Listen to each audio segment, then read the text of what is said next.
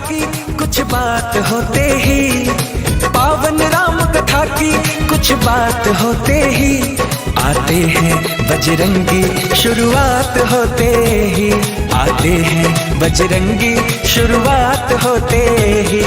छंद चौपाई दोहे कुछ पाठ होते ही, आते हैं बजरंगी शुरुआत होते ही, आते हैं बजरंगी शुरुआत होते ही।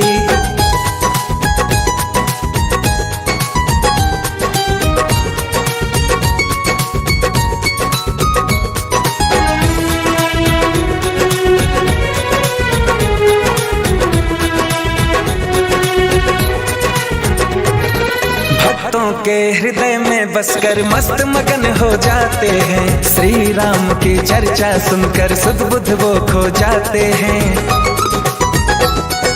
भक्तों के हृदय में बसकर मस्त मगन हो जाते हैं, श्री राम की चर्चा सुनकर सुध बुध वो खो जाते हैं। जय श्री राम के जयकारे एक साथ होते ही, जय श्री राम के जयकारे एक साथ होते ही, आते हैं बजरंगी शुरुआत होते ही, आते हैं बजरंगी शुरुआत होते ही।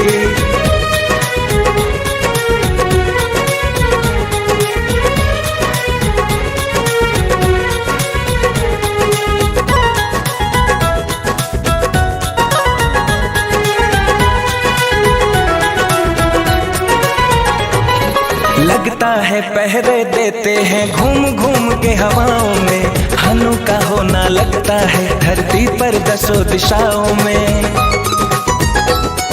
लगता है पहरे देते हैं घूम घूम के हवाओं में, हनु का होना लगता है धरती पर दसों दिशाओं में। मंदिर की ज्योति में बसते रात होते ही, मंदिर की ज्योति में बसते रात होते ही, आते हैं बजरंगी शुरुआत होते ही, आते हैं बजरंगी शुरुआत होते ही।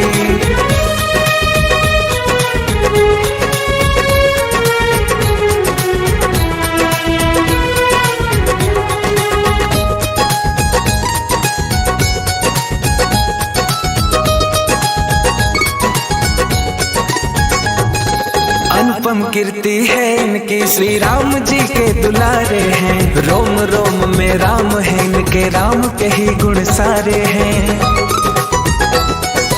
अनुपम कीर्ति है इनकी, श्री राम जी के दुलारे हैं, रोम रोम में राम है इनके, राम के ही गुण सारे हैं। मर्यादा श्री राम का एहसास होते ही, मर्यादा श्री राम का एहसास होते ही, आते हैं बजरंगी शुरुआत होते ही, आते हैं बजरंगी शुरुआत होते ही।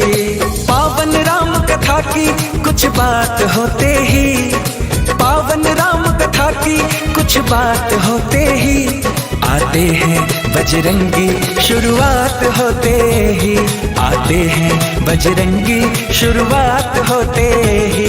छंद चौपाई दोहे कुछ पाठ होते ही, आते हैं बजरंगी शुरुआत होते ही, आते हैं बजरंगी शुरुआत होते ही।